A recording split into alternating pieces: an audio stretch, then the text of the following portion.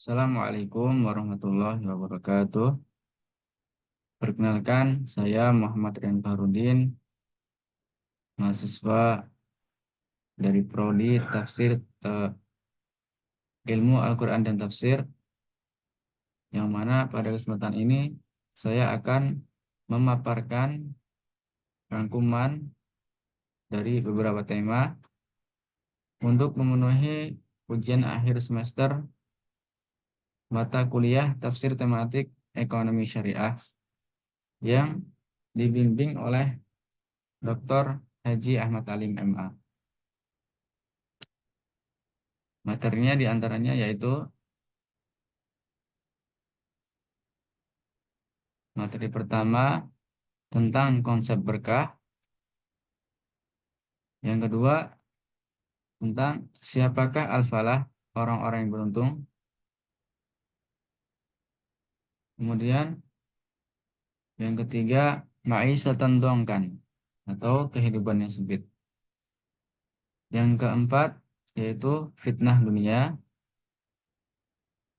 yang kelima konsep harta, yang keenam konsep konsep zakat,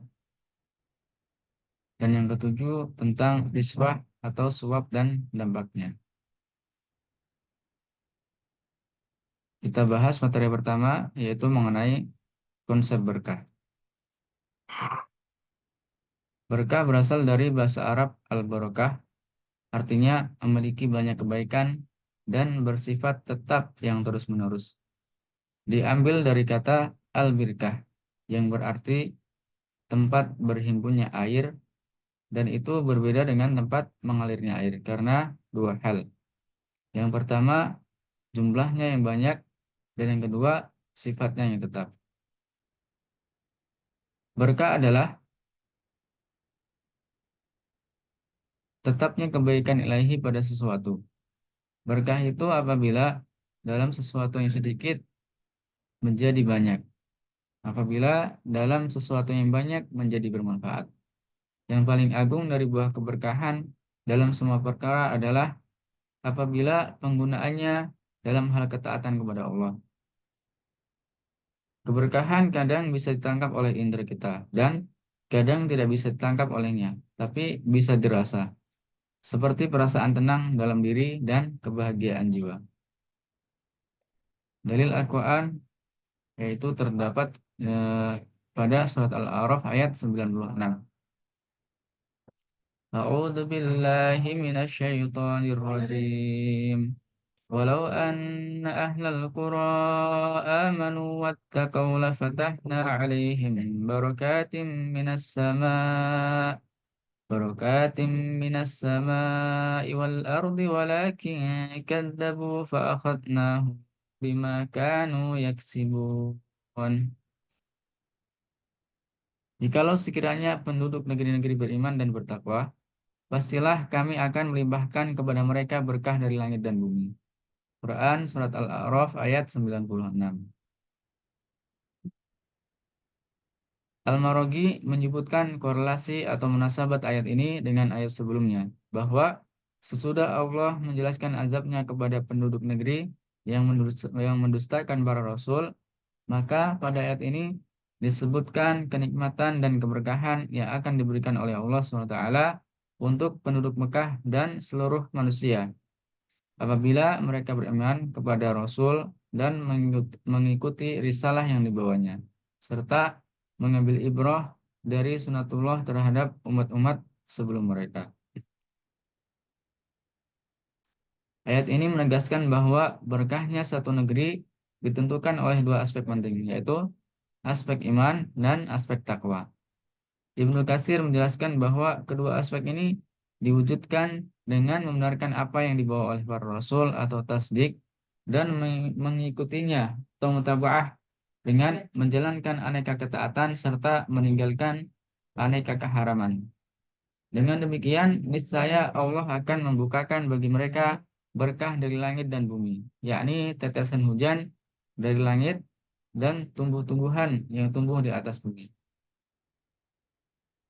Al-Mawardi menafsirkan bahwa siapa saja yang beriman dan bertakwa, maka Allah akan membuka pintu rezeki yang terkunci, yaitu dengan mengaruniakannya dan melapangkannya baik dari langit berupa hujan dan dikabulkannya segala doa, ataupun rezeki dari bumi berupa tanaman dan kehidupan yang mudah di atasnya.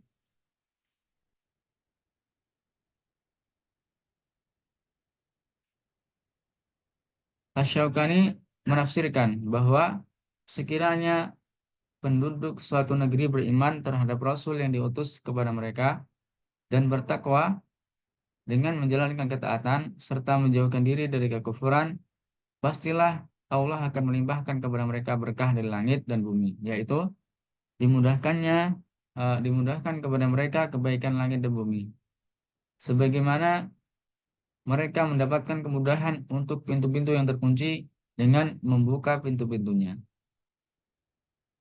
Dikatakan yang dimaksud dengan kebaikan langit adalah hujan dan kebaikan bumi adalah tumbuh-tumbuhan yang tumbuh di atas bumi tersebut.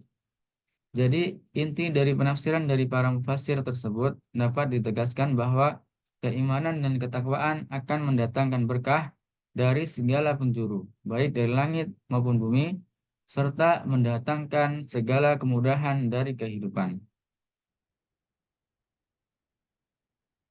Kemudian materi kedua yaitu tentang siapakah al-falah atau orang-orang yang beruntung.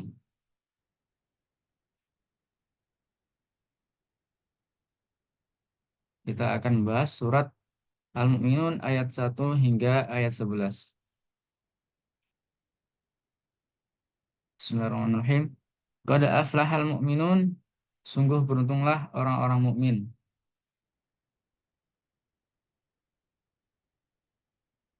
Aflaha atau beruntung di dalam tafsir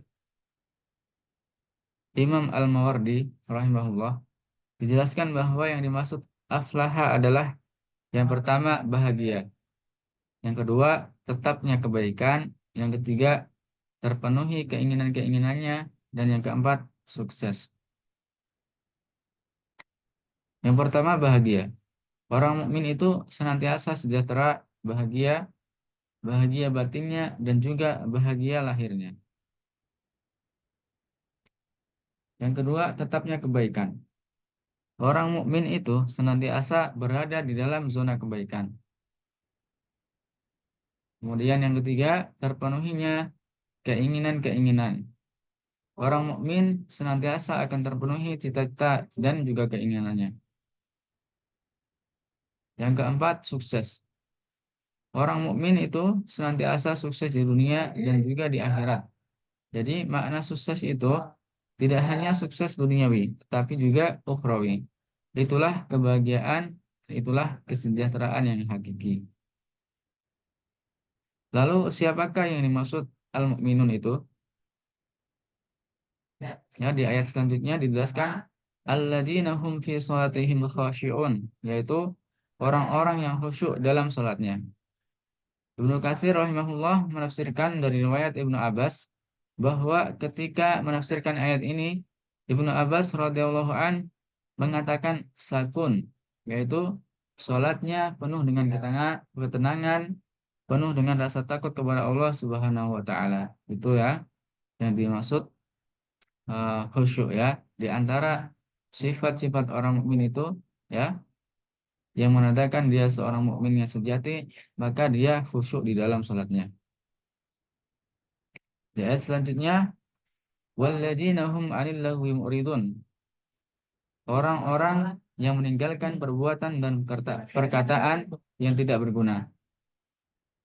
Ya, sifat berikutnya dari orang mukmin adalah mereka meninggalkan perbuatan dan perkataan yang tidak berguna. Ibnu Katsir rahimahullah menafsirkan yang dimaksud melalaikan adalah yaitu perkara-perkara yang batil. Orang mukmin senantiasa berpaling dari perkara-perkara yang batil.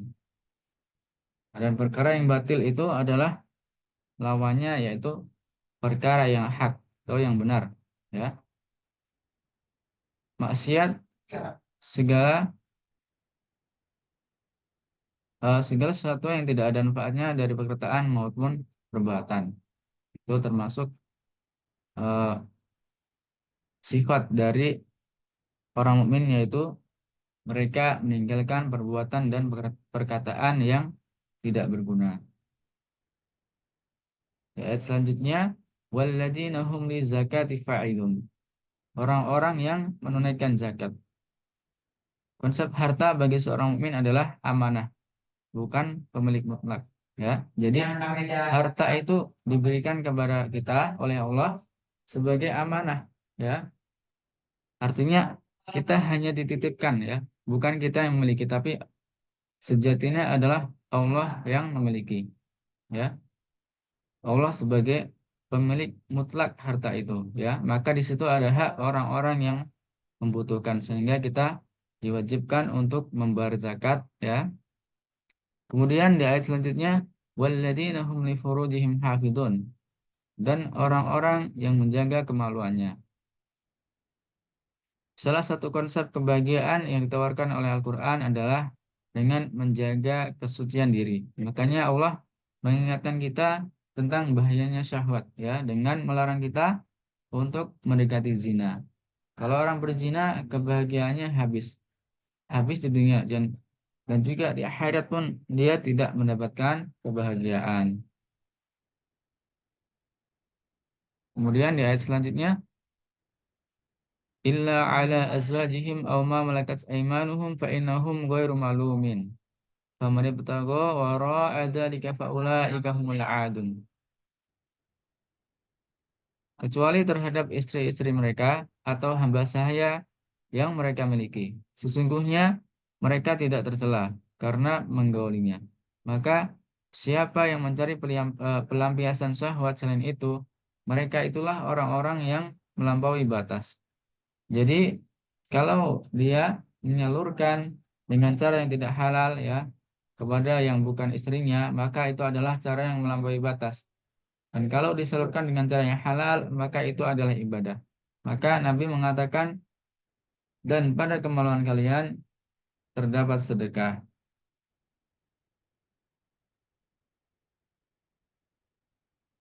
Kemudian di ayat selanjutnya, walladzina hum li amanatihim wa ahdihim ra'un. Sungguh beruntung pula orang yang memelihara amanat dan janji mereka. Ya, kemudian ciri-ciri orang mukmin selanjutnya adalah amanah dan menepati janji. Kebahagiaan itu ditentukan oleh budaya amanah. Amanah terhadap janjinya, amanah terhadap jabatannya, amanah terhadap apa saja yang dipercayakan kepadanya, sehingga seluruh amanah dan janjinya itu dilaksanakan dengan baik dan maksimal, ya, dengan baik dan maksimal. Jadi kalau orang tidak amanah itu namanya khianat, dan ini bukan sifat seorang mukmin, dan ini dilarang oleh Islam. Kemudian di ayat selanjutnya, walladzina hum ala salawatihim yuhafidun, serta orang-orang yang memelihara salat mereka. Imam Al-Qurtubi rahimahullah menjelaskan, yang dimaksud menjaga salat di sini adalah menjaga waktunya. Makanya Nabi ketika ditanya amal mana yang paling afdol, maka Nabi menjawab, salat tepat waktunya. Yang berikutnya, yang dimaksud menjaga adalah menyempurnakan syarat dan rukunnya. Jadi salat tidak hanya waktunya saja, tetapi proses salat itu juga dijaga seperti rukun dan syaratnya. Kemudian di ayat selanjutnya, ulaika humul warisun alladzina hum alladzina yarisunal firdaus hum fiha khalidun. Mereka itulah orang-orang yang akan mewarisi, yaitu mewarisi orang-orang yang akan mewarisi surga Firdaus. Mereka kekal di dalamnya. Itulah orang-orang mukmin yang mendapatkan al-falah, yaitu keberuntungan, ya, berupa surga Firdaus yang mana mereka akan kekal di dalamnya. Kemudian kita masuki materi yang ketiga tentang ma'isatan dongkan atau kehidupan yang sempit.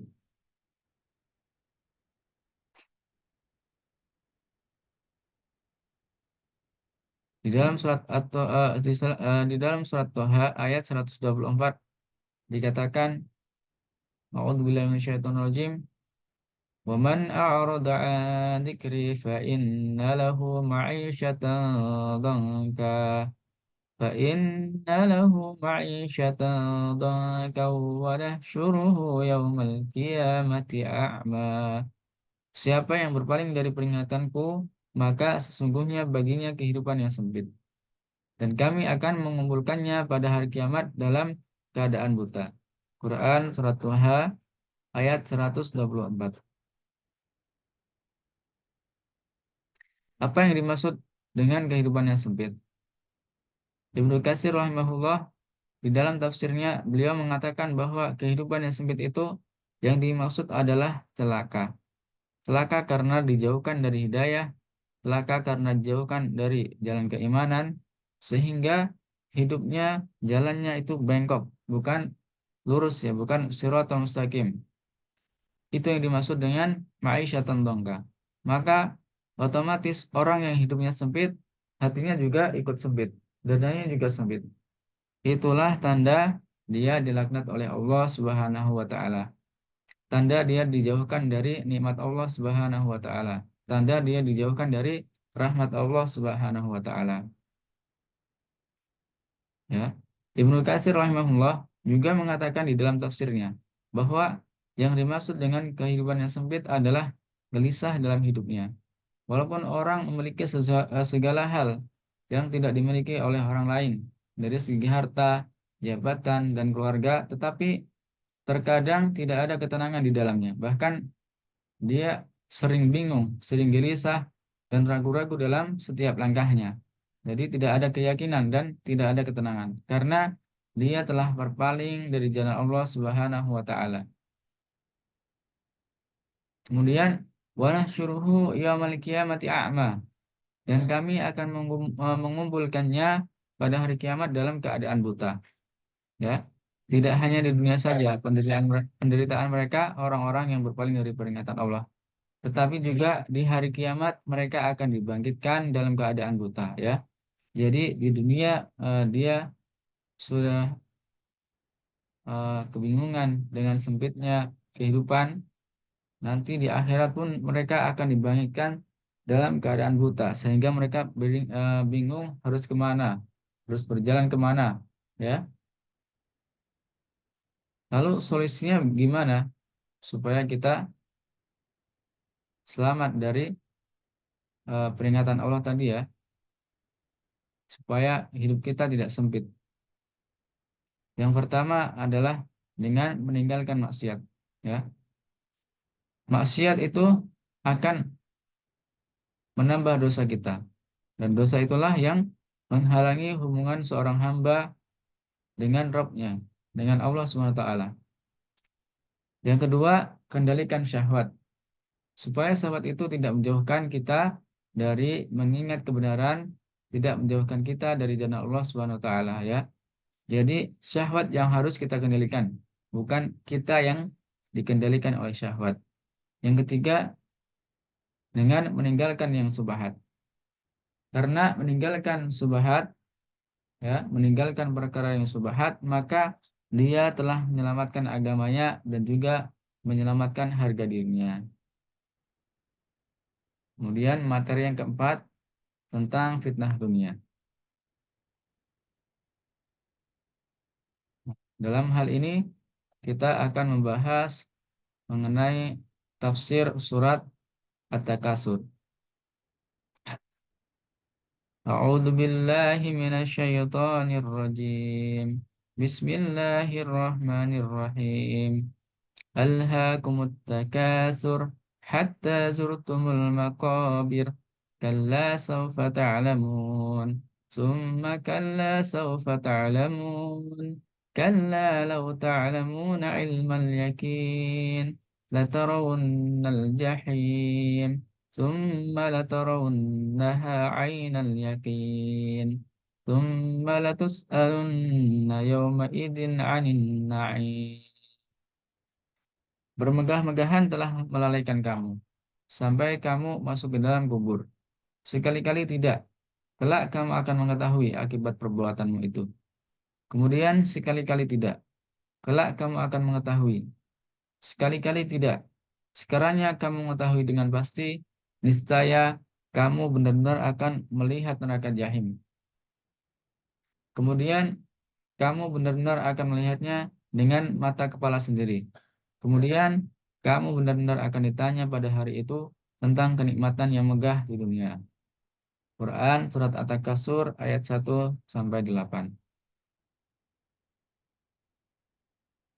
Al-Haqbut Takasur, bermegah-megahan telah melalaikanmu.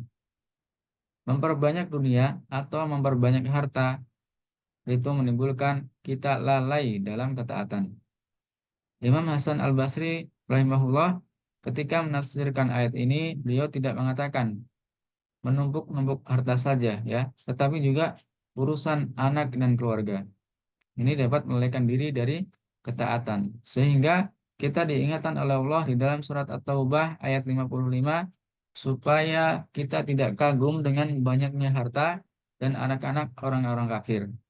Karena kesenangan-kesenangan itu hanya akan menyebabkan diri kita lalai dari ketaatan kepada Allah Subhanahu wa taala. Kemudian di ayat selanjutnya hatta zurtumul maqabir, sampai kamu masuk ke dalam kubur. Ya, ayat ini mengingatkan betapa berbangga-bangga terhadap kemegahan dunia yang kita miliki itu ternyata tidak ada artinya. Dan itu hanya menyibukkan seseorang saja dari mengingat Allah dan dari mengingat kematian. Dan lupa dari hari kembali menuju Allah, yaitu hari pembalasan esok di akhirat. Ya, harta itu ketika kita gunakan hanya untuk bermegah-megahan, hanya untuk bersenang-senang, ya, maka itu kelak akan menjadi bencana bagi kita, ya. Kemudian di ayat selanjutnya, kalla saufa ta'lamun, summa kalla saufa ta'lamun. Sekali-kali tidak, kelak kamu akan mengetahui akibat perbuatanmu itu. Kemudian sekali-kali tidak, kelak kamu akan mengetahui. Allah mengingatkan kita bahwa kelak kita akan tahu, yaitu mengetahui balasan hisab bagi pelaku atau orang yang menumpuk-numpuk harta dan bermegah-megahan. Harta yang hanya sekedar untuk dikonsumsi secara pribadi, ya, hanya sekedar untuk dipakai secara pribadi, bukan untuk fisabilillah. Itu kelak akan menjadi bumerang bagi kita sendiri. Kalla lau ta'lamuna ilmal yakin. Sekali-kali tidak, jangan melakukan itu. Sekiranya kamu mengetahui dengan pasti, niscaya kamu tidak akan melakukannya. Sekiranya kita mengetahui dengan yakin, pasti kita tidak akan menumpuk-numpuk harta dan bermegah-megahan. Sehingga dengannya kita tidak menjadi orang-orang yang lalai dari ketaatan kepada Allah Subhanahu wa taala. La tarawunnal jahim. Pasti kamu benar-benar akan melihat neraka jahim. Maka bagi orang-orang yang telah lalai dari ketaatan kepada Allah dan tidak mau bertobat, nanti ketika sudah meninggal di hari kiamat dia benar-benar akan diperlihatkan neraka jahim. Ayat ini sebagai ancaman terhadap kita, ya, agar kita tidak lalai dari ketaatan kepada Allah walaupun kita memiliki harta yang banyak, ya, memiliki anak-anak yang banyak, memiliki keluarga yang harmonis. Nah, itu jangan sampai dengan itu kita lalai kepada Allah Subhanahu wa taala. Kemudian summa latus'alunna yauma idzin 'anil na'im. Kemudian kamu pasti benar-benar akan ditanya pada hari itu tentang kenikmatan yang megah di dunia itu. Jadi harta yang kita miliki selama di dunia semuanya akan dihisab oleh Allah. Semua akan ditanya kepada kita dari mana, untuk apa, dan bagaimana kita memperolehnya. Kalau ternyata bersumber dari perkara yang batil, maka celakalah kita, ya. Jadi harta dunia itu seharusnya kita jadikan sebagai fasilitas untuk mempermudah kehidupan di akhirat kelak, ya. Karena harta itu sebenarnya bisa dibawa mati, ya. Dengan kita banyak bersedekah, beramal jariah dengan harta tersebut, maka harta itu akan menjadi penolong kita ketika di yaumul hisab atau di akhirat kelak. Materi kelima mengenai konsep harta. Dalam sistem ekonomi kapitalis atau yang kita sebut sebagai ra'sumaliyah, kepemilikan harta adalah mutlak milik individu yang tanpa batas atau private property. Dari konsep ini lahirlah sistem bunga, sistem monopoli, dan sistem privatisasi dan kebebasan dalam menebuk harta. Sehingga harta hanya berputar pada segelintir orang saja ya. Harta hanya berputar di golongan orang-orang kaya saja, tanpa ada unsur pertimbangan halal haram, tanpa empati terhadap kemiskinan, maka dampaknya adalah terjadinya kerusakan individu yang menyebabkan kesenjangan ekonomi dan krisis multidimensi yang tiada ujungnya. Sementara di dalam sistem sosialis atau kita sebut suyu'iyah, tidak dikenal kepemilikan individu atau private property. Yang ada hanya kepemilikan negara, state property, yang dibagikan secara merata kepada seluruh individu masyarakat. Ya, kepemilikan negara selamanya tidak bisa dirubah menjadi kepemilikan individu. Tentu sistem ini melanggar fitrah manusia, karena manusia mempunyai karakter fitrah yang berbeda-beda dalam kekuatan tubuh dan akalnya. Demikian pula tingkat pemenuhan kebutuhan-kebutuhannya, sehingga kesamaan antara mereka tidak mungkin dapat terjadi. Termasuk dalam penggunaan kekayaan, tentu mereka tidak bisa sama mempergunakannya. Sedangkan penghapusan kepemilikan khusus, ya, kepemilikan khusus secara total bertentangan dengan fitrah manusia. Apa itu harta ya? Jadi sesuatu itu disebut harta menurut ulama harus memenuhi 5 kriteria. Di antaranya yang pertama harus memiliki manfaat untuk memenuhi kebutuhan dan kemaslahatan manusia. Yang kedua, manfaat yang dihasilkan dari sesuatu tersebut harus sesuai syariat. Jika tidak, maka tidak disebut harta. Seperti homer, babi, ya, ya. Homer, babi itu tidak bisa disebut harta karena ada larangan syariat dalam memanfaatkannya. Kemudian yang ketiga, sesuatu itu harus berada dalam genggaman kepemilikan manusia. Konsekuensinya jika tidak bisa atau belum dimiliki, maka tidak dapat dikatakan sebagai harta atau almal. Misalnya burung yang terbang di angkasa, ikan yang berada di dasar lautan atau barang tambang yang berada di dalam perut bumi. Yang keempat, ada kecenderungan untuk menyimpan dan memilikinya. Ya, adapun jika tidak kecenderungan tersebut, ya, seperti bangkai misalnya, maka itu tidak disebut harta. Ya, seperti emas, perak, dan yang lain-lain. Nah, itu memiliki kecenderungan manusia untuk menyimpan dan memilikinya. Yang kelima, harta adalah segala sesuatu yang konkret bersifat material yang mempunyai nilai dalam pandangan manusia, seperti tempat tinggal, kendaraan, barang-barang perlengkapan, emas, perak, tanah, binatang. Konsekuensinya bagi orang yang merusaknya berkewajiban untuk menanggung atau menggantinya. Konsep harta dalam sistem ekonomi Islam. Ya, konsep harta dalam sistem ekonomi Islam mencakup 3 hal penting, yaitu bagaimana cara memperolehnya, kemudian bagaimana cara pengelolaannya, kemudian bagaimana cara mendistribusikannya. Yang pertama, bagaimana tata cara memperolehnya, yaitu dengan cara misalnya kita mencari profesi yang halal, pekerjaan yang halal, dan menjauhi yang subhat dan haram.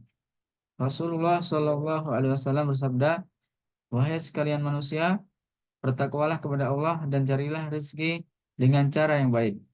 Sesungguhnya seseorang tidak akan meninggal sehingga terpenuhi rezekinya. Walaupun kadangkala rezeki itu datang terlambat, ya. Carilah rezeki dengan cara yang baik, ambil yang halal dan tinggalkan yang halal, yang haram, ya. Tinggalkan yang haram, ya. Dikatakan bahwa sesungguhnya seseorang tidak akan meninggal sehingga terpenuhi rezekinya, ya. Misalnya kita masih punya jatah rezeki walaupun sebutir nasi, ya. Kalau nasi itu belum sampai kepada kita, maka eh, di waktu itu juga kita belum akan meninggal. Yang kedua, bagaimana cara pengelolaannya? Setelah kita mendapatkan harta, maka kita dilarang untuk menimbunnya. Menimbun harta dan tidak mendistribusikannya dengan dengan adil adalah kejahatan yang besar.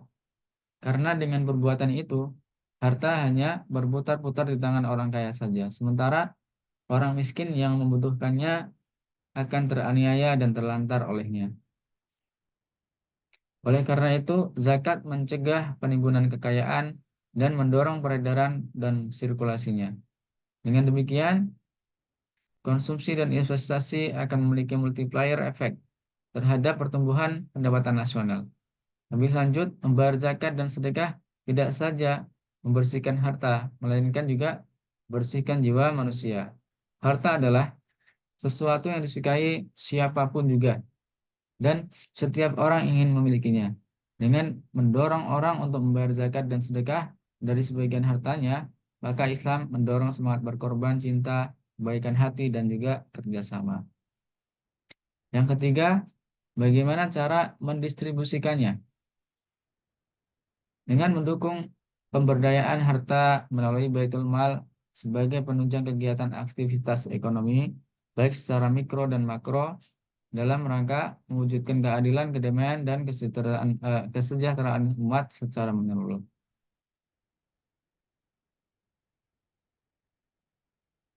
Kemudian kita memasuki materi ke-6 tentang konsep zakat.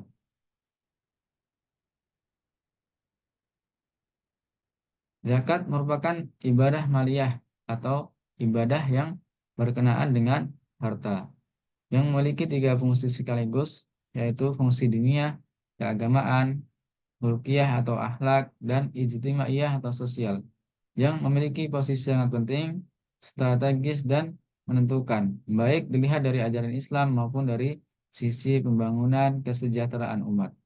Namun, permasalahannya adalah hingga saat ini kesadaran umat untuk menunaikan zakat masih sangat rendah. Meskipun pada tahun 2007 pernah dilakukan survei mengenai kesadaran dan kapasitas masyarakat Indonesia dalam membayar zakat yang telah meningkat dibanding 3 tahun sebelumnya, tetapi presentasinya masih kecil.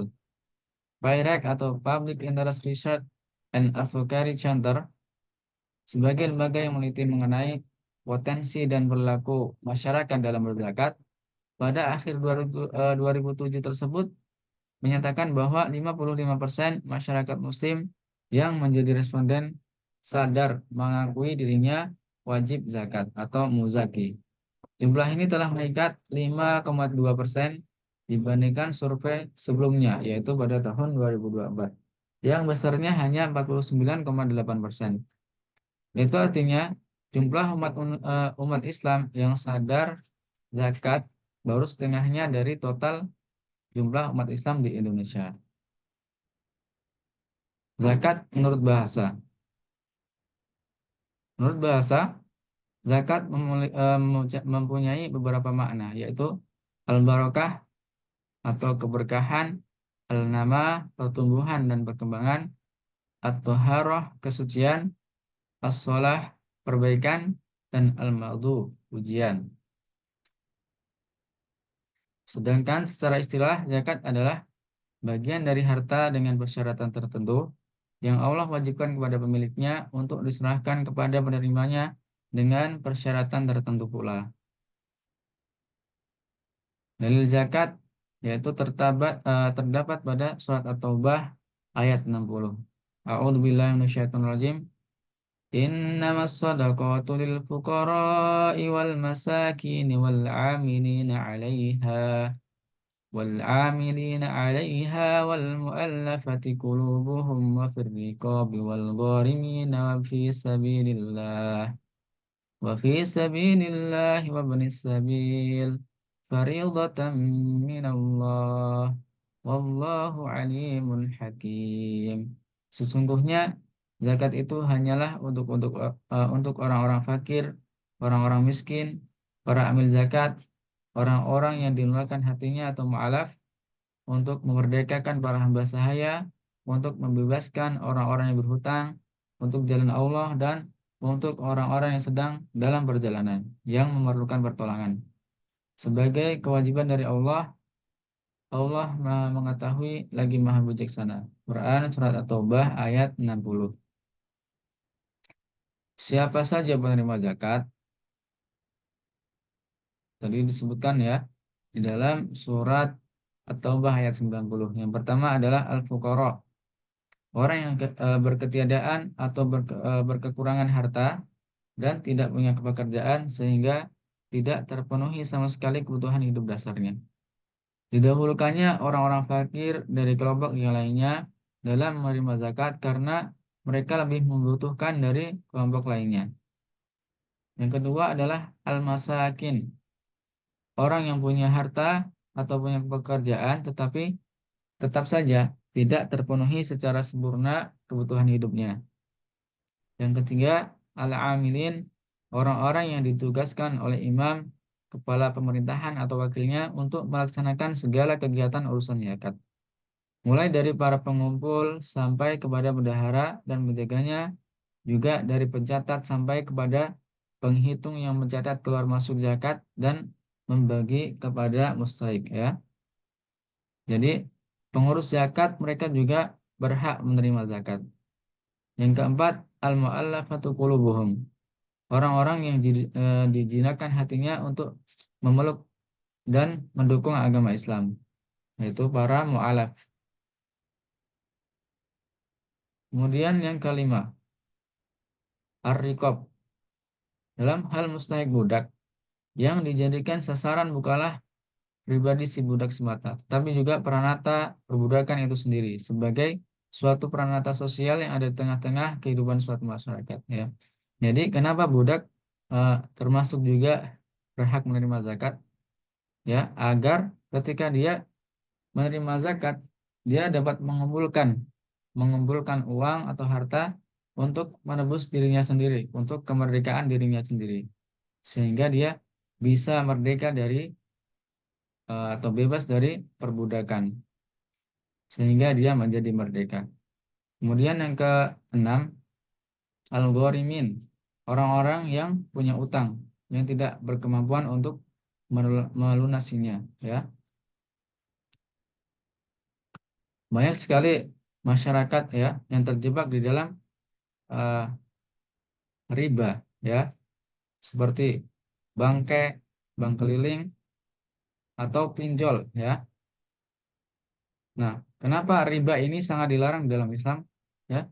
Karena riba itu bukannya menyelesaikan masalah tetapi akan menambah masalah berikutnya ya. Jadi mereka akan semakin terpuruk, mereka akan semakin tenggelam di dalam perhutangan. Kemudian yang ketujuh, sabilillah. Sabilillah memiliki makna umum dan makna khusus. Makna umumnya adalah segala jenis kebaikan, taatan, dan semua jalan kebajikan. Makna khususnya adalah menolong agama Allah, memerangi musuhnya, dan menegakkan kalimat Allah di muka bumi sehingga tidak ada fitnah atau kemusyrikan. Yang kedelapan atau yang terakhir yaitu Ibnu Sabil, yaitu orang musafir yang kehabisan bekal finansialnya. Materi ketujuh atau materi terakhir yaitu tentang riswah, suap, dan dampaknya. Suap atau riswah. Suap atau riswah ini memiliki dampak negatif yang sangat luas dan kompleks. Tidak hanya merusak mental dan kredibilitas pejabat dan aparat sebagai penegak hukum, namun juga menurunkan kepercayaan masyarakat kepada mereka secara umum. Praktek keji itu dapat merugikan kepentingan publik dan pribadi yang terampas haknya. Orang yang terjebak dalam dunia suap maka akan kehilangan sifat keadilan dan juga sifat ihsan atau sifat untuk berbuat baik, kecenderungan untuk berbuat baik. Jika sifat adil ini hilang dari diri seseorang, maka ia akan menyalahgunakan wewenang untuk mengeruk sebesar-besarnya keuntungan yang tidak halal demi memperkaya pribadi dan orang lain di luar haknya yang sah. Sementara orang yang hilang sifat ihsannya berdampak pada kualitas kerja yang menurun, ya, pelayanan publik yang menurun, ya. Makanya sekarang banyak pelayanan-pelayanan publik yang sangat tidak tidak mudah, yang harusnya mudah menjadi sulit, ya. Sampai dikatakan kalau bisa dipersulit, ngapain dipermudah gitu ya. Kata riswah secara bahasa berasal dari rosya yarsu yang berarti menjulurkan kepala. Di dalam Al-Mu'jam Al-Wasit disebutkan rosya al-farahu. Artinya anak puyuh itu menjulurkan kepalanya kepada induknya supaya dia disuapi makanan oleh induknya. Adapun secara terminologi, riswa adalah sesuatu atau harta yang diberikan kepada seseorang dengan tujuan untuk mendapatkan sesuatu yang diinginkan. Dapat juga didefinisikan sebagai sesuatu yang diberikan kepada seseorang yang memiliki kebijakan, baik dalam rangka memenangkan suatu kebatilan atau menghalangi suatu yang benar. Al-Ghuryani berpendapat riswa adalah upaya untuk mendapatkan sesuatu dengan rekayasa dan membayarkan sejumlah uang. Sementara itu, menurut Al-Qardawi, riswa adalah uang yang dibayarkan kepada pejabat atau penguasa pada umumnya agar mereka eh, mengeluarkan kebijakan bagi diri atau pesaingnya, ya, sesuai dengan keinginannya. Jadi seperti membeli kebijakan, ya, supaya dirinya dipermudah dan pesaingnya dipersulit, ya, untuk eh, melancarkan urusannya dan menghambat urusan pesaingnya atau yang sejenis itu. Di dalam surat Al-Baqarah ayat 188 dikatakan, ولا تأكلوا أموالكم بينكم بالباطل وتدلوا بها إلى الحكام لتأكلوا فريقا من أموال الناس بالإثم وأنتم تعلمون. Janganlah kamu makan harta di antara kamu dengan jalan yang batil, dan janganlah kamu membawa urusan harta itu kepada para hakim dengan maksud agar kamu dapat memakan sebagian harta orang lain itu dengan jalan dosa. Padahal kamu mengetahui. Ya, penafsiran ulama, ya, di antaranya ketika menafsirkan ayat ini, Asy-Syaukani berkata, ayat ini melingkupi setiap umat dan meliputi segala jenis harta. Tidak keluar dari lingkup ini kecuali harta yang telah dijelaskan kehalalannya oleh syariat, karena jenis harta seperti itu diambil dengan cara yang benar, bukan cara yang batil, dan dimakan dengan cara yang halal, bukan dengan jalan dosa. Sekalipun pada kenyataannya pemilik harta tersebut tidak rela jika hartanya diambil, seperti hutang, jika yang berhutang menahan diri untuk melunasinya, atau membayar zakat bagi yang wajib membayarnya, dan memberi nafkah bagi yang wajib memberinya. Singkatnya, semua jenis harta yang tidak dibenarkan oleh syariat untuk diambil dari pemiliknya adalah merupakan harta yang dimakan dengan cara yang batil. Sekalipun pemiliknya rela memberikannya dengan senang hati, ya.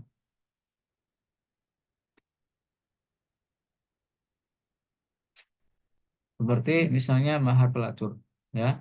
Walaupun dia rela memberikan uang tersebut, tapi karena caranya adalah cara yang batil, ya, karena pelacur itu adalah haram, maka uangnya pun haram. Upah upah tukang dukun atau upah tukang tenung atau dukun juga haram, dan bayaran minuman keras itu haram atau batil, ya. Batil di sini memiliki makna yang lenyap atau yang hangus. Orang yang memakan harta orang lain dengan cara yang batil sama saja dengan ia memakan hartanya sendiri dengan batil. Oleh sebab itu Allah menegaskan dengan redaksi wala ta'kulu amalakum. Janganlah kalian memakan harta kalian ya. Disebutkan amalakum, harta kalian. Padahal yang dimaksud adalah orang harta yang dimaksud adalah harta orang lain. Redaksi seperti ini banyak kita temukan di dalam Al-Qur'an ketika Allah menjelaskan hubungan seorang mukmin dengan mukmin lainnya. Contohnya wala talmizu anfusakum. Janganlah kalian mengolok-olok diri kalian ya. Di sini disebutkan anfusakum ya, diri kalian. Padahal yang dimaksud adalah larangan mengolok-olok orang lain. Ibnu Jarir menerangkan hikmah dari metode ini ya. Ia berkata karena Allah menjadikan mukmin yang satu dengan mukmin lainnya bersaudara, maka yang membunuh saudaranya seperti membunuh diri sendiri. Begitu pula yang mengolok-olok saudaranya sama dengan mengolok-olok dirinya sendiri. Dan juga orang yang memakan harta saudaranya sama dengan memakan hartanya, tapi dengan cara yang batil. Salah satu gambaran yang populer dari praktik memakan harta yang batil ini adalah dengan memperlakukan riswah atau suap. Said Hawa mengatakan ketika mengomentari potongan ayat waktu dulu biha ilal hukam, janganlah kamu membawa urusan harta kepada hakim. Potongan ayat ini memiliki dua penafsiran. Yang pertama, janganlah kalian membawa-bawa urusan ini dengan memperkarakannya kepada hakim, sementara kalian mengetahui diri kalian dalam kebatilan. Makan harta dengan jalan dosa atau zalim. Kedua, ketika membawa perkara itu kepada eh, kepada hakim dengan menyodorkan riswah atau suap, ya. Yang kedua, kalian membawa perkara itu kepada hakim dengan menyodorkan suap. Menurut At-Tabrusi, ayat ini memiliki tiga tafsiran. Yang pertama, tentang titipan yang tidak disertai adanya bukti penitipan. Yang kedua, harta anak yatim di tangan pengelolanya, yang mana mereka datang kepada hakim dengan menyodorkan riswah untuk mendapatkan sebagian dari harta itu. Yang ketiga, sesuatu atau harta yang dimenangkan dengan kesaksian palsu. Bertolak dari beberapa tafsiran di atas, dapat disimpulkan bahwa keputusan hakim yang bertentangan dengan kebenaran tidak dapat menghalalkan harta yang diharamkan oleh syariat. Bahkan Asy-Syaukani menegaskan, siapapun yang menyuap seorang hakim, lalu hakim tersebut memutuskan perkara dengan memenangkannya, maka orang tersebut memakan harta dengan cara yang batil. Dan para ulama sepakat bahwa keputusan hakim tidak akan dapat merubah status sesuatu yang haram menjadi halal. Ya, banyak sekali terjadi di masyarakat perkampungan ya, yang masih banyak lahan. Biasanya mereka sudah puluhan tahun bahkan ratusan tahun menggarap tanah tersebut, tapi tiba-tiba ada perusahaan ya, mungkin perusahaan sawit atau tambang yang mengakuisisi tanah tersebut, sehingga dibawalah ke pengadilan ya karena mereka mempunyai banyak duit sehingga mereka menyuap hakim untuk dimenangkan ya, sehingga terdolimi orang-orang miskin. Lalu ancaman bagi pelaku riswah. Yang pertama, an Abdullah ibni Umar radhiyallahu anhuma qala la'ana Rasulullah sallallahu alaihi wasallam ar-rashi wal murtasi. Ya, dari Abdullah bin Umar radhiyallahu anhuma berkata, Rasulullah melaknat orang yang menyuap dan orang yang disuap. Hadis riwayat Tirmidzi dan Abu Dawud. Yang kedua, Rasulullah juga bersabda yang artinya setiap daging yang tumbuh dari harta suap atau as-suhud, maka api neraka adalah utama baginya. Kemudian beliau ditanya, wahai Rasulullah, apa yang dimaksud dengan harta haram atau as-suhud itu? Beliau menjawab, ia adalah uang suap untuk meraih jabatan. Wallahu a'lam bishawab. Mungkin itu sedikit yang bisa saya paparkan. Kurang lebihnya saya mohon maaf dan saya mengucapkan terima kasih sebanyak-banyaknya. Wassalamualaikum warahmatullahi wabarakatuh.